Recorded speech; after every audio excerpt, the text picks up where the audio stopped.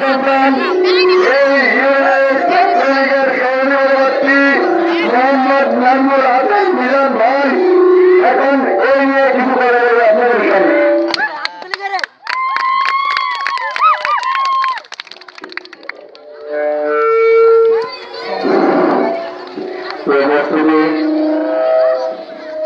আমি প্রথমে আপনাদেরকে ধন্যবাদ জানাই। অনেক কষ্ট করে দূর দূরান্ত থেকে এসে আপনারা অনেক ধৈর্য ধারণ করে উত্তরবাসা সরকারি প্রাথমিক বিদ্যালয় কর্তৃক আয়োজিত আজকের এই 21শে ফেব্রুয়ারি সাংস্কৃতিক অনুষ্ঠান আপনারা উপভোগ করেছেন। তো আমি আপনাদের সাথে বেশি কথা বলবো না, আপনাদেরকে অনুরোধ করবো আপনারা সবাই থাকবেন। আমাদের পুরস্কার বিতরণী অনুষ্ঠান রয়েছে এবং পুরস্কার বিতরণী অনুষ্ঠান পর্বে স্পেশাল হয়তো কোনো খেলাধুলার আইটেম থাকতে পারে। উপস্থিতি আপনারা জানেন আসলে আজকের এই 21শে ফেব্রুয়ারি আমাদের অনেক ইতিহাস বহুল, সে ইতিহাস কি আর বলবো।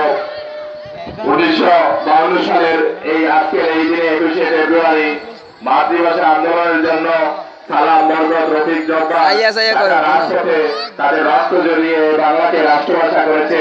তাদের রক্তের প্রতিদানে আজকে আমরা এই বাংলাদেশে রাষ্ট্রভাষা বাংলা হিসাবে পেয়েছি।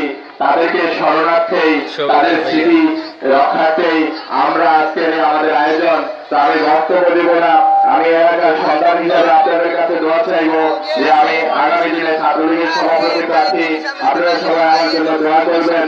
আর আজকের এই অনুষ্ঠান আমার কাছে অত্যন্ত ভালো লেগেছে যে যেমন খুশি তেমন সাথে আমরা কয়েকটি আইটেম দেখেছি। এর মধ্যে একটি আইটেম ছিল 71-এর সন্তান হারা মা।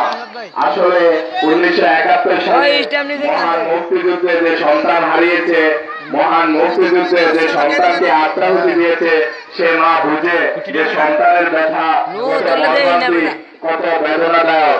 সে মা সত্যি মহান, যিনি বাংলাদেশকে একটি স্বাধীন সার্বভৌম রাষ্ট্র প্রতিষ্ঠার জন্য নিজের সন্তানের মায়া মমতা ত্যাগ করে সন্তানকে যুদ্ধের ময়দানে পাঠিয়েছে।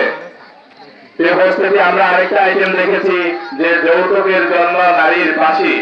সত্যি আমরা অভিভূত। বর্তমান সমাজ যৌতুক বিধিতে আক্রান্ত, যৌতুক সামাজিক